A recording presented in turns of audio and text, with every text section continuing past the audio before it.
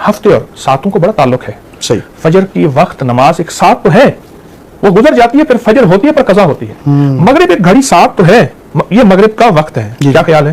ظہر کا وقت ایک سات تو ہے کہ یہ ظہر کا. سحری ایک سات تو ہے. افطاری ایک گھڑی سات تو ہے کہ یہ سات اب افطاری کی ہے, یہ سحری کی اب کھانا بند کر دو. صحیح. منگل کے دن جو بندہ ظہر کی نماز کے بعد, منگل کے دن جو بندہ ظہر کی نماز کے بعد, اور ہفتے کے دن جو بندہ ظہر کی نماز کے بعد صرف اور صرف ایک تسبیح یا قادر ہو یا نافع ہو.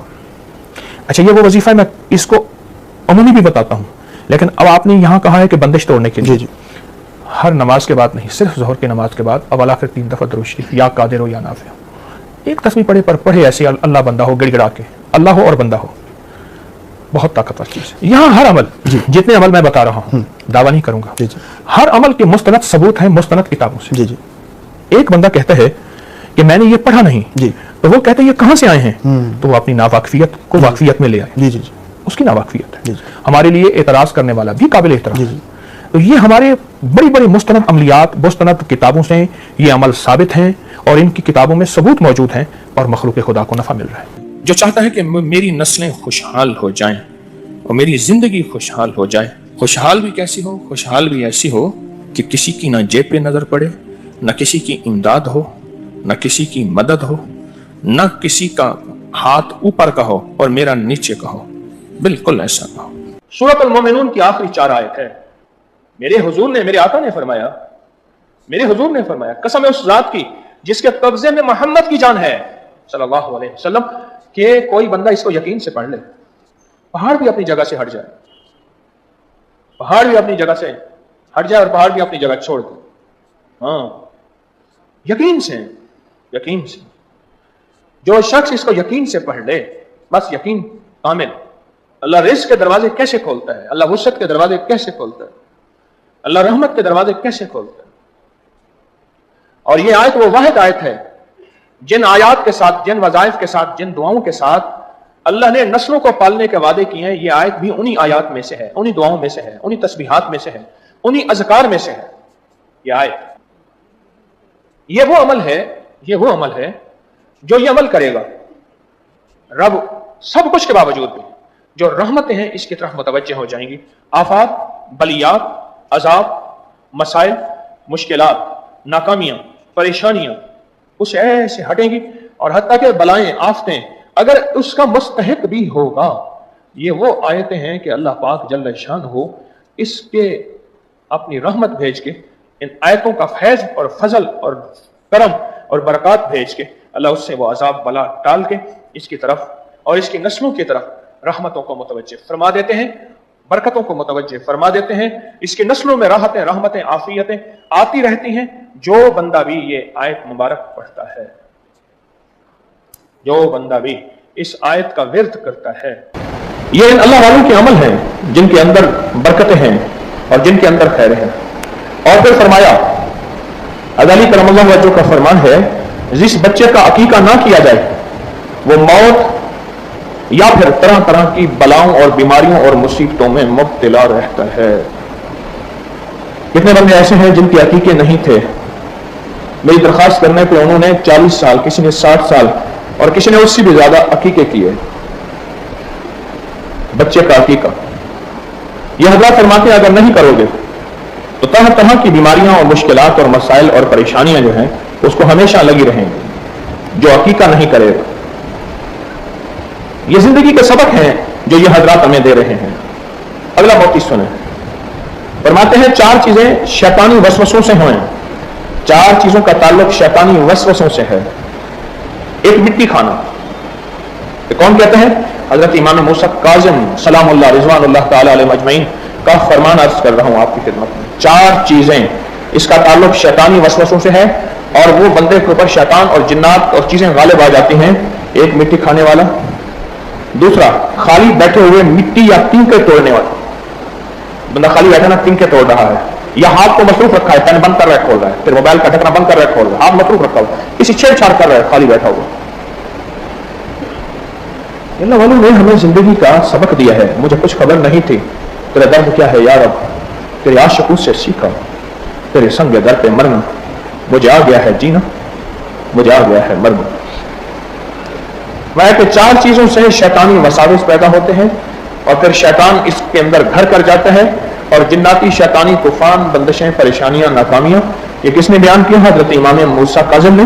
میں سب سے پہلے مٹی کھانا, دوسرا خالی بیٹھے ہوئے مٹی یا تنکے توڑتے جانا, تیسرا ناخن کو دانتوں سے کاٹنا, ہر وقت منہ میں ناخن اور دانت کاٹنا, اور چوتھا داڑھی چبانا, اپنی داڑھی کو دانتوں کے نیچے چبانا یا اپنی داڑھی کے بال کو دانتوں کے اندر لے جانا. فرمایا یہ وہ چیز ہے کہ جس کی وجہ سے شیطانی وساوس اس کے اندر گھر کر جاتے ہیں اور یہ شیطان کا ساتھی بن جاتا ہے. درود پاک پڑھیں. فرمایا جو داڑھی کو کنگا کرتا ہے اس کو روزی فراغ ہوتی ہے, بخار جاتا رہتا ہے, جسم میں طاقت ہے. اور امام جعفر صادق کا فرمان ہے سر میں کنگا کرنے سے 20 قسم کی بیماریاں دور ہوتی ہیں. اور ایک اور فرمان ہے کہ روزی بڑھتی ہے, بال خوبصورت ہوتے ہیں, حاجت روائی ہوتی ہے, کمر مضبوط ہوتی ہے, بلغم ختم ہوتا ہے.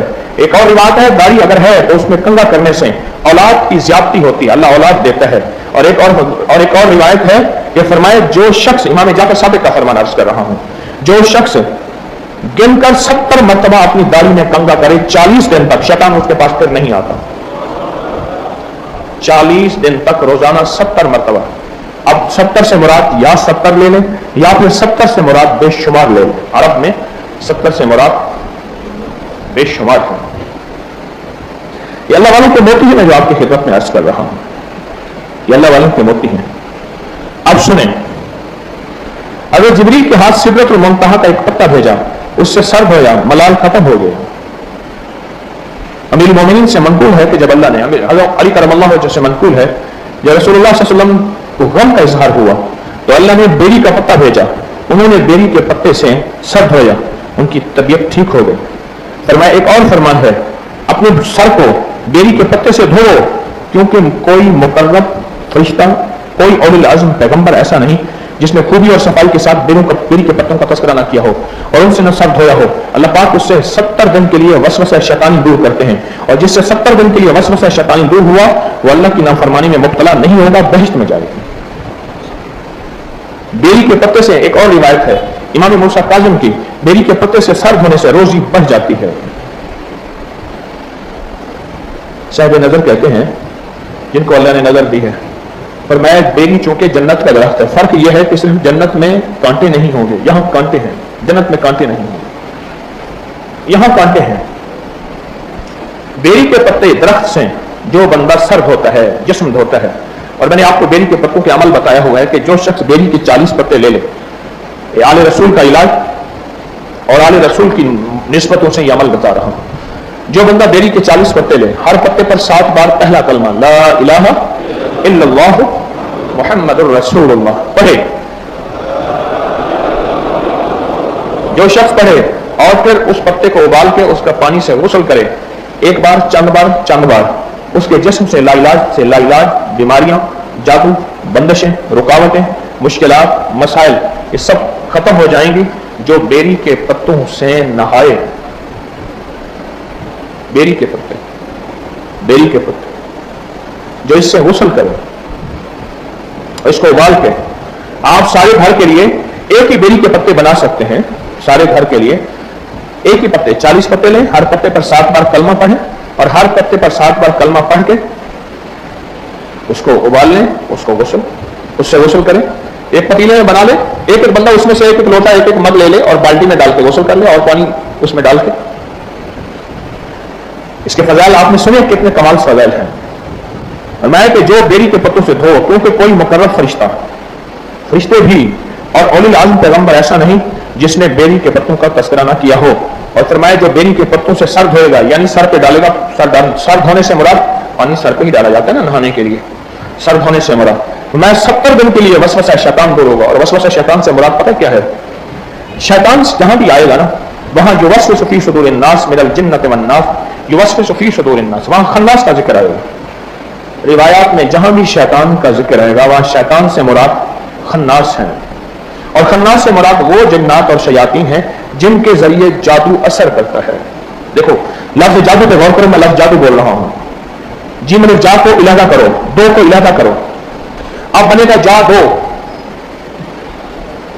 جادو آئی سمجھ؟ لفظ नहीं आई। अब जादू के ना जीम अलिफ जा, इसको इलाका करें, ये बन जाएगा जा, जा बनेगा। आगे दाल वाव दो है, असल में जादू दो लफ्जों से जमा हुआ है। जादू जो हुआ है जो दो लफ्जों से जमा हुआ है। एक लफ्ज है जा, एक है दो। जब काला जादूगर काले जादू के ऊपर पूरा अमल करके, काले जादू पे पूरा अमल करके और उसको भेजता है अपने निशाने की तरफ। शाह अब्दुल कुद्दूस एक बहुत दरवेश थे, बड़ी सदियों पहले बुजुर्ग गुजरे हैं। वो बैठे थे तो ऊपर एक चमकदार चीज चलती जा रही थी, तो फरमाया देखो ये क्या है। फिर खुद ही फरमाया ये एक जादू की हांडी है जो उड़ रही है। और जादूगर ने कहा जा उसको दो, क्या दो? गम दो, दुख दो, बेऔलादी दो, मुश्किलात दो, परेशानियां दो, नाकामियां दो, हालात, कंदिशें, बंदिशें और रिस्क की तंगियां, औलाद, मसाइल, ये दो।